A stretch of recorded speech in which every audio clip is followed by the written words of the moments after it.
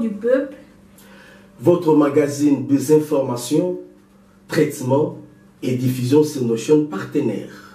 Info du peuple, c'est aussi la couverture médiatique, annonces et publicité de vos produits et vos entreprises. Info du peuple, pour la formation professionnelle des chevaliers de la plume en rédaction journalistique et télévision. Info du peuple, nous mettons à votre disposition une émission de 30 minutes chaque samedi, dimanche pour la rediffusion, pour informer, former et divertir.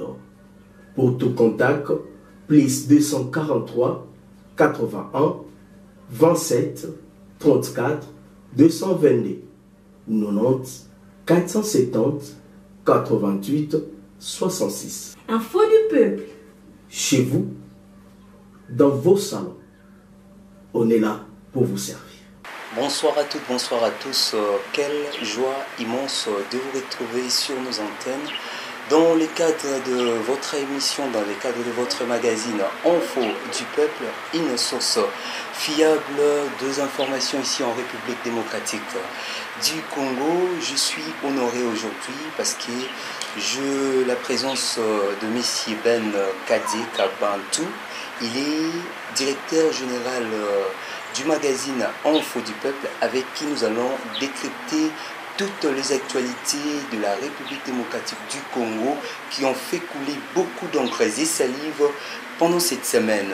Monsieur Ben Kadé Kabantou, que je dis bonsoir. Bonsoir, Jumel Senga, je pense que j'ai bien prononcé le nom. Ah oui, c'est bien Jumel Senga. Bonsoir messieurs et dames qui ont l'occasion de nous suivre ce soir. On est là pour décrypter les actualités. Vraiment, c'est vraiment un honneur pour moi, personnellement. Parlons d'abord, avant que nous puissions directement plonger dans les sujets, ces derniers temps, vous êtes beaucoup plus pressenti au niveau de l'union des églises indépendantes du Congo. Vous pouvez essayer un peu d'éclaircir l'opinion à ce sujet?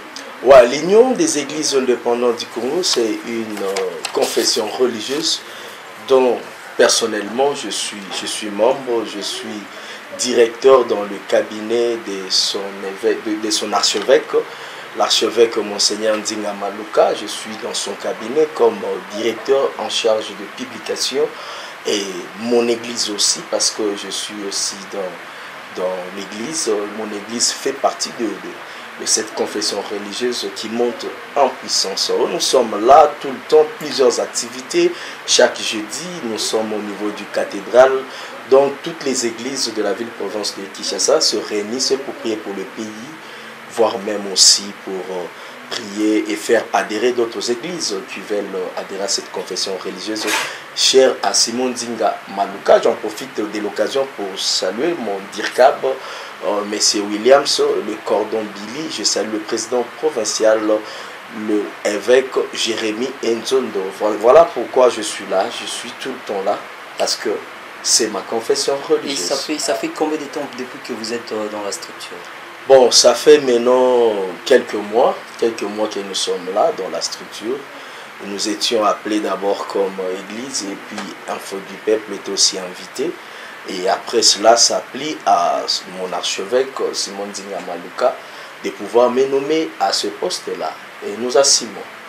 Merci infiniment pour vos éclaircissements. Je rappelle l'Union des églises indépendantes du Congo. Ça fait partie, c'est l'une des confessions religieuses qui avait opté en fait la candidature de M. Kadima à la tête de la CENI. Absolument. Alors, nous allons directement plonger dans le sujet du jour. Le dimanche dernier, il y a eu coup d'État, encore une fois de plus. Parce que les 10 dernières années, pendant ces 10 dernières années, nous avons vraiment suivi des successions de coups d'État ici en Afrique. Et le dimanche passé, c'était autour de la Guinée-Bissau, la Guinée-Conakry. Alors, Monsieur Ben, quelles sont réellement les raisons préalables de cette répétition des coups d'État que nous vivons ces dernières années en Afrique? Ça pourrait être quoi? Ça pourrait être dit à quoi? Est-ce que le peuple en a marre de ses dirigeants? et ils ont opté ces moyens pour récupérer son pouvoir, ou peut-être c'est juste un problème d'intérêt politique, chacun veut tirer les draps de son côté? Généralement, les peuples africains le peuple africain n'a jamais accédé au pouvoir. Souvent, le pouvoir en Afrique, ce sont les Occidentaux qui imposent leurs candidats, leur personne qui sera redevable à eux quand il va exercer ses fonctions au pouvoir. Donc, ce qui se passe au niveau de la Guinée, moi, je montrais au créneau pour dénoncer cela. Ce n'est pas normal parce qu'il y a quelques Congolais aussi ici. Mais moi, je dirais nous n'allons pas développer l'Afrique de la sorte. Par contre, nous devons militer pour la démocratie au niveau de l'Afrique afin que le peuple puisse prendre le pouvoir et aider les pays africains à se développer. Parce que quand le pouvoir émane des Occidentaux, quand le pouvoir vient des coups d'État, vous voyez, l'autre fois c'était Mobutu Sese Seko, il a fait 32 ans, qu'est-ce qu'il a fait dans ce pays? Il nous a plongé dans un gouffre qui, jusqu'à ces jours, on ne sait comment s'en sortir. S'il vous plaît, M. Ben, sans vous interrompre, en fait, quand vous dites imposé par les Occidentaux, vous voulez dire quoi en réalité? Parce que nous connaissons des élections, nous avons connu des élections ici en Afrique. Alors, quand vous dites précisément que les Occidentaux nous imposent des dirigeants, par quel mécanisme? Je vous dis que on peut revenir aux élections de 2018, il y avait un candidat de l'Union européenne qui était Martin Fayulu. Oh là, il y avait le candidat de Kabila, son pouvoir a commencé avec les Européens et puis il les a tournés le dos. C'est pour ça que les Européens ont décidé de soutenir Martin Fayulu et Kabila a été soutenu par l'Asie. Et Félix Tshisekedi qui, par magie, a pu contourner, avoir ce pouvoir-là. Mais aujourd'hui, pour qu'il soit accepté, il est aussi obligé d'aller vers les Occidentaux. Ce sont eux qui donnent le pouvoir à nos dirigeants. Selon vous? C'est la vérité. Selon vous, donc, il n'y a jamais eu des élections crédibles ici en Afrique? Il n'y a jamais eu l'indépendance au niveau de l'Afrique. Pas encore. Peut-être 2 ou 3 pays africains. Et ce que nous vivons aujourd'hui avec ces coups d'État, est-ce que ce n'est pas l'une des raisons en fait que la population se sont dit que non, peut-être ils pourraient peut-être se pencher dans cette voie pour récupérer le pouvoir? Je suis soucié d'entendre par votre bouche citer la population. Laissez la population tranquille. Ce sont les militaires qui ont fait leur coup d'État. Ils savent le pourquoi et il faut chercher à savoir. Mais, aussi on peut interroger l'histoire, ce qui s'est passé au niveau de la Libye. C'était la France. Derrière quelques révolutions, on a utilisé les Libyens. Mais où en sommes-nous aujourd'hui? La situation économique en Libye aujourd'hui. Mais auparavant, moi j'étais étudiant à l'UNIKIN. On voyait les étudiants libyens marcher et réclamer des parkings parce qu'il y avait assez de véhicules. Mais aujourd'hui, ils sont en train de souffrir comme nous en RDC. Vous voyez? Parce que les Blancs sont toujours derrière tout ce manœuvre-là. Les coups d'État, les élections, ce sont les Occidentaux qui imposent. Les jours où l'Afrique sera indépendante, et vous verrez que nous serons plus que les Blancs. Les Blancs quitteront leur pays pour venir vivre totalement en Afrique. C'est pour cela qu'ils réfutent. L'impérialisme continue jusqu'à 6 jours. Donc, je suis journaliste spécialiste en politique de mon pays. Je peux commencer à vous relater ces faits depuis 1888 jusqu'à ces jours. Donc, vous allez comprendre noir sur blanc que l'Afrique, mon pays, le Congo, n'est pas indépendant. L'indépendance est des façades. Les Blancs continuent toujours à diriger ces pays d'une manière et d'une autre. Mais qu'allons-nous faire maintenant? Nous devons seulement conscientiser les Congolais qui nous suivent, les jeunes que nous sommes. Vous voyez, Kabila a lâché parce qu'il était imposé par les Occidentaux de lâcher. S'il y a eu des élections en 2018, parce qu'il y a eu 80 000 militaires américains qui étaient déjà descendus au niveau de Libreville pour venir au Congo. Donc, je ne veux pas que vous puissiez citer le nom de la population. Donc c'est magouille qui se passe au niveau de la Guinée. Ce sont les militaires qui sont poussés par les Occidentaux et ils ont fait leur coup d'État réussi. Bon, coup de chapeau à eux. Passons directement dans notre deuxième question. Parlons de l'EPAST, de l'enseignement primaire, secondaire et technique. Cette affaire Sextap qui a fait beaucoup couler d'encre et salive dans des réseaux sociaux un peu partout. C'est dû à quoi au juste? Bon, c'est un problème général, c'est un problème général. Moi, je m'aimerais d'abord condamner, dénoncer. J'ai vu quelques publications de nos confrères journalistes en quête du populisme. Ils ont imputé ce fait de la société au gouvernement congolais. Moi, je dirais non. Parce que si ce fait devrait être imputé au gouvernement congolais, c'est que ces enfants-là sont issus d'une très mauvaise famille, due à l'économie du Congo. Mais sinon, ce sont les enfants, permet l'expression, les enfants de la maison. Comment ça? Ce sont les enfants d'abord qui ont commis cet acte. Vous comprenez? Donc, le problème ici, nous devons interpeller, sensibiliser pour l'éducation sur les nouveaux médias. Au Congo aujourd'hui, vous allez remarquer même quelqu'un qui meurt. On ne viendra pas au secours de la personne, mais on viendra filmer pour balancer sur les réseaux sociaux. Donc, nous avons un problème dans l'utilisation des éléments que nous partageons sur ces nouveaux médias. En fait, les Congolais n'ont pas encore compris qu'est-ce que ce nouveau média devrait nous servir. S'il vous plaît, M. Ben, quand vous parlez du problème en fait de la régularisation, directement vous condamnez qui? Je condamne d'abord nos députés. Parce qu'ils sont là pour légiférer, ils sont là pour légiférer des lois par rapport à la cybercriminalité.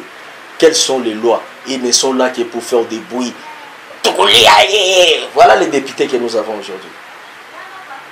Et le ministère qui gère ces secteurs-là? Deuxièmement aussi, j'interpelle le ministre Kibasa. Il est là que pour nous ravir de crédit à cause de cette situation des rames. Vous voyez?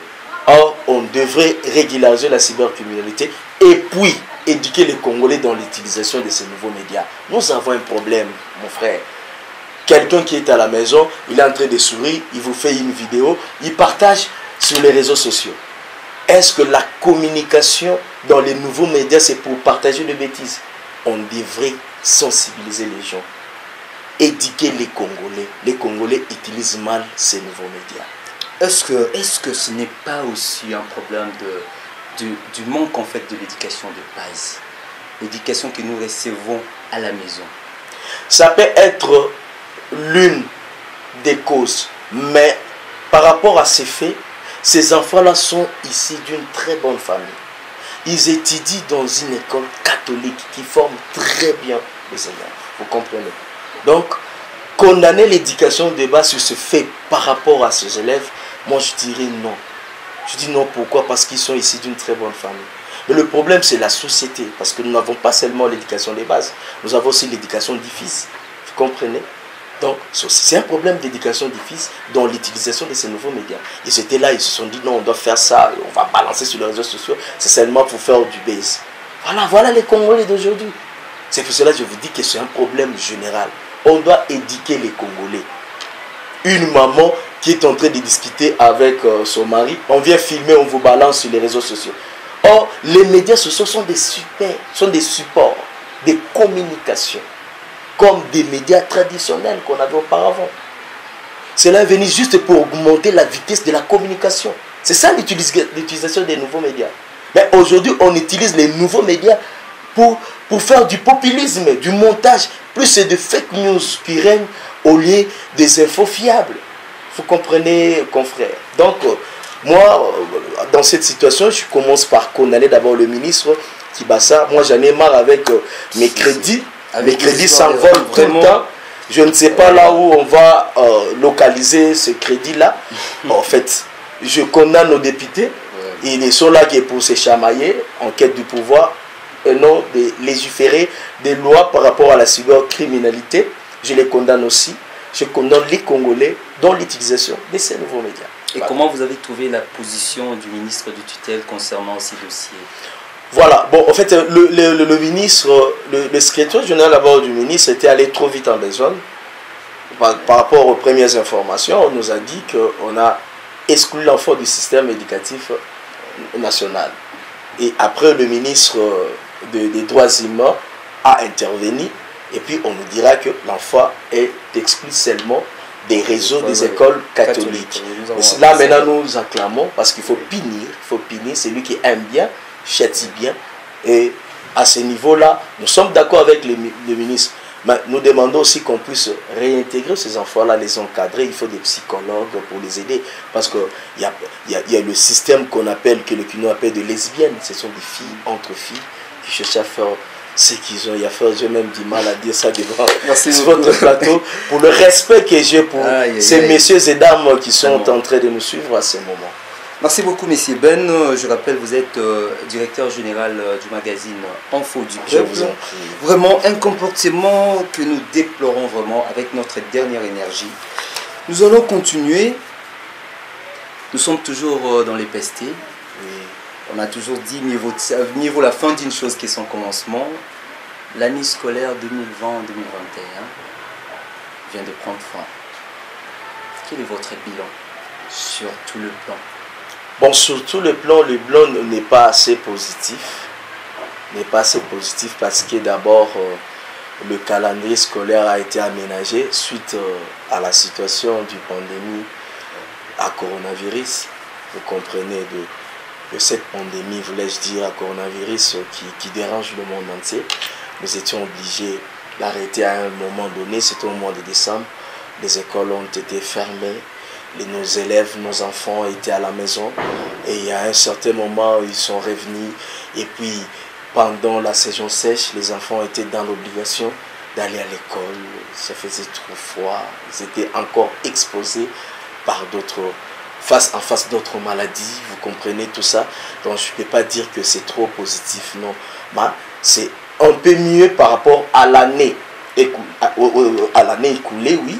Parce que cette année-là, c'est à peu près 3 mois que les enfants ont fréquenté l'école.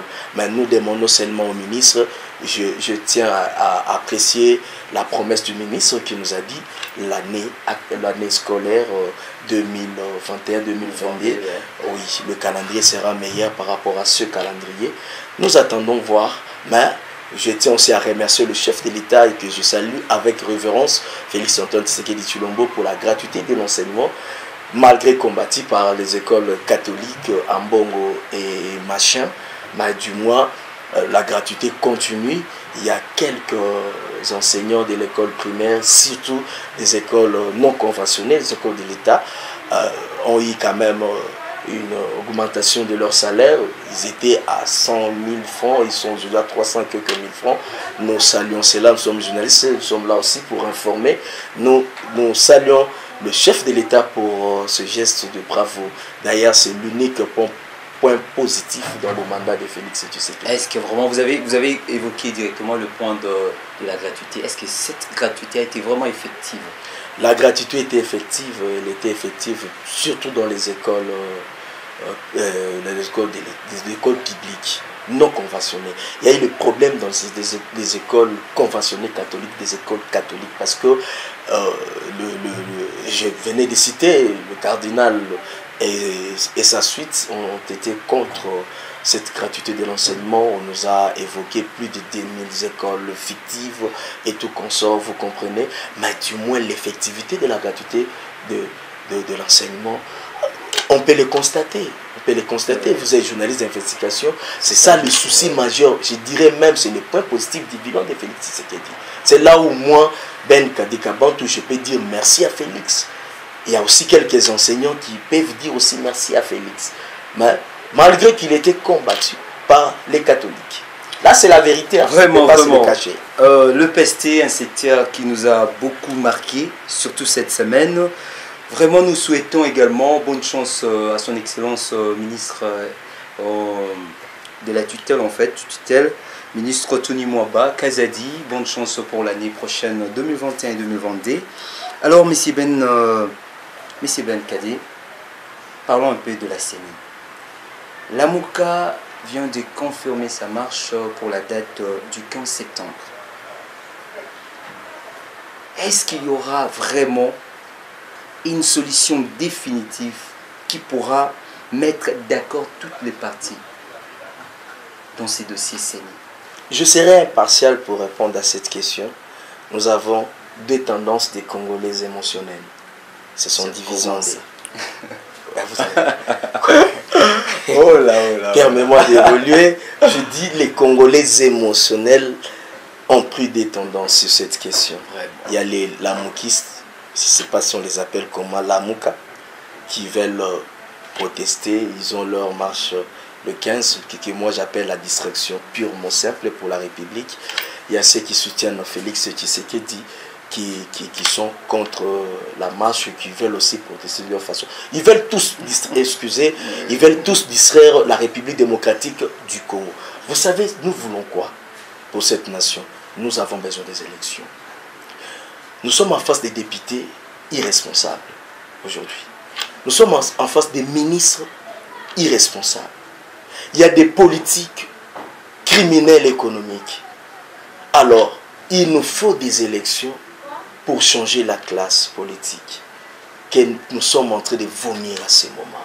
Moi, j'en ai marre de voir quelques noms des politiciens. Nous voulons, qui ont été nommés par Kabila et son système, nous voulons faire disparaître ces gens-là en 2023. Alors, je sais que du côté de mon vieux Martin Fayoulou et mon vieux Adolphe Mozito, ils veulent à ce qu'on n'ait pas les élections 2023, qu'il y ait un dialogue pour qu'ils entrent aussi dans le gouvernement parce qu'ils n'ont plus d'argent pour les élections de 2023. Là, c'est la vérité. Mais ils ont quand même la population derrière eux. Mais on peut avoir là. Ils ont une partie de la population. Il faut être précis. Personne n'a le monopole de la population. Ils ont une partie de la population derrière eux. Je l'ai dit sans mâcher le mot. Alors, ils ont besoin. Moi, ce que je ne veux pas, c'est le dialogue. Parce que si on aura encore le dialogue en 2023, pas des élections, on va nous créer un gouvernement de 60 ou 70 personnes, je suis en français belge, pour encore piller la République. Ça serait un gouvernement budgétivore. C'est là où nous réfutons. Nous voulons que 2023, qu'on ait des élections, qu'on ne nous donne même pas un jour pour le gouvernement des Warriors de dépasser. Parce que ce que nous oublions, ils sont en train d'écrire de manœuvres dilatoires qui sera contre le calendrier de la CNI et ça va reporter les élections. Ils viendront encore marcher pour chercher un soubassement du pouvoir transitionnel. Voilà, c'est ça le plan qu'ils ont. Et ils entreront pour chercher l'argent afin de faire leur campagne. Maintenant, qui gagne la République démocratique du Congo?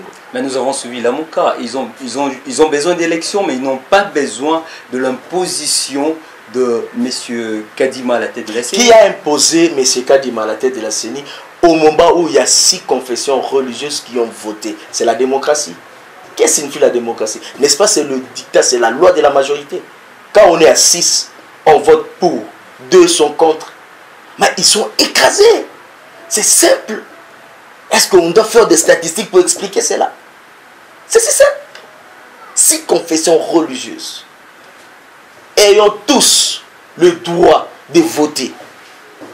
Ils étaient au même pied d'égalité pour voter. Lorsque le consensus ne marche pas, il faut aller au vote. C'est l'article 17 de leur charte, confrère. Mais je ne vais pas parler comme une personne de la rue. Je suis un journaliste responsable. Ce sont des distractions.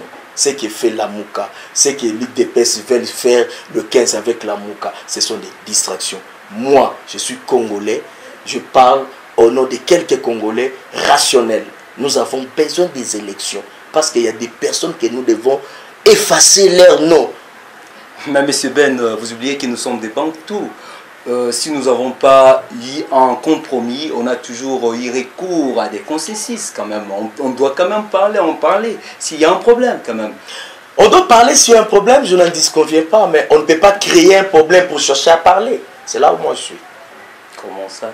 En fait, est-ce qu'il y a une raison qu'on doit se mettre autour? On doit se mettre sous l'arbre par l'arbre, comme on dit, nous sommes des bantous, vous avez utilisé cette expression, si nous étions en crise. Et quelle est la crise? Kadima. Oh, Kadima est la crise. En quoi? En quoi? Il n'a pas voulu le parti quand même. Non, mais est-ce qu'on doit voter à 100% une personne? Même la science, elle est imparfaite, monsieur. Personne. C'est Dieu qui est parfait. Personne. Jésus, en portant ses corps humains, confrères, il n'était pas accepté par tout le monde. C'est impossible. Kadima est élu à 90%. D'ailleurs, c'est la grande distinction. Il faut le faire passer et puis nous allons aux élections. Qu'est-ce qu'il faut faire? Parce que j'aimerais encore interpeller nos opposants. Hier, nous étions avec Kabila, on combattait Kabila. Moi, j'ai combattu Kabila. Là, je suis clair comme l'eau du roc. Quand nous étions en train de combattre Kabila, on venait ici nous distraire, machine à voter au lieu de préparer les élections. Et quand les opposants étaient distraits à combattre la machine, à voter, à voler, plusieurs expressions ont été mises en public. Vous comprenez? Kabila profitait pour créer des AAABB, BBBBCC, CCCCEE, pour créer cette majorité que vous avez aujourd'hui des criminels économiques. Vraiment. Alors aujourd'hui, au lieu que la Mouka puisse se préparer, savoir comment il faut contourner Félix à ne pas tricher, contourner la CNI, et ils sont en train de se distraire encore comme d'habitude. Les opposants congolais sont distraits, comme d'habitude. Merci beaucoup, messieurs Ben. Je rappelle que ce propos n'engage que vous-même. Et j'assume. Vraiment. J'assume. Nous allons rapidement parler de sport. Vous avez suivi le match Léopard Benin? Ah oui, 2 matchs d'affilée, match nul. Nous avons 2 sur 6. Est-ce que l'espoir de passer au prochain tour, est-ce qu'on a encore gardé? L'impossible n'est pas RDCien. Vraiment. Oui, l'impossible n'est pas RDCien. Parce qu'au Congolais, nous sommes habitués au miracle. Mais avec ce système, il faut gagner à domicile. Mais nous avons fait un match nul à domicile. Ce n'est pas avantageux. Nous demandons seulement à Hector et ses poulains de pouvoir travailler encore plus l'offensive, nous aider quand même à avoir de buts. Parce que ça fait maintenant un temps que l'équipe nationale ne fait que des matchs nuls. Rappelons également que depuis que Hector Cooper est là, donc il n'a jamais gagné. Ah oui. Il n'a jamais gagné. Bah, il n'a que 2 matchs. Est-ce que ça ne pourrait pas être ces fameux problèmes extrasportifs que nous avons toujours vécu, des histoires de Solo l'a quitté, qu'on sort comme ça? C'est un problème de système. Avec notre sport, il y a plusieurs problèmes. On aura le temps d'en parler. Vous voyez, un jour, j'aimerais que vous puissiez m'inviter et nous allons analyser sur cette question-là. Elle est tellement fondamentale. Il y a aussi le problème des 10%. Il y a des problèmes de comité de recherche. Il y a des problèmes qu'il faut voir mort. Donc, il y a plusieurs problèmes qui tournent autour de cette question. J'aimerais même avoir 30 minutes pour décrypter. Voilà. Merci, monsieur. Je vous donne juste 20 secondes. Vous allez juste donner l'idée générale. Vous allez vous adresser à la population qui nous suit un peu partout dans le monde. Bon, je demandais seulement aux Congolais de rester branchés et suivre tous les programmes de votre magazine Info du Peuple. J'avais le réel plaisir d'être là en face de mon confrère comme invité de ce soir pour décrypter. Nous avons eu à répondre sur ces questions. Là où nous avons commis des erreurs, veuillez nous excuser. Moi, je ne peux pas en finir pour ne pas saluer ma rédactrice en chef, Naomi Louben, là où elle est. Voilà. C'est elle, notre rédactrice en chef, et notre secrétaire, Naomi Nzaou. Je salue Madame Allégresse Kabanto aussi également, sans oublier Rose Boto. Et Madame Consi. Merci beaucoup, et je profite également de saluer également nos téléspectateurs, nos téléspectateurs qui nous suivent un peu partout dans le monde au niveau de l'Autriche. Papa Jean-Marie Pano, merci également à vous. Merci à vous, chers téléspectateurs. Vraiment, c'était un plaisir d'être là ce soir. Alors, on se donne rendez-vous la semaine prochaine. Alors, d'ici là, portez-vous bien. Bye. Info du peuple. Votre magazine des informations, traitement et diffusion sur nos chaînes partenaires. Info du peuple. C'est aussi la couverture médiatique, annonces et publicité de vos produits et vos entreprises. Info du peuple. Pour la formation professionnelle des chevaliers de la plume en rédaction journalistique et télévision. Info du peuple. Nous mettons à votre disposition une émission de 30 minutes chaque samedi, dimanche pour la rediffusion, pour informer, former et divertir. Pour tout contact, plus 243 81 27 34 222 90 470 88 66. Info du peuple. Chez vous, dans vos salons, on est là pour vous servir.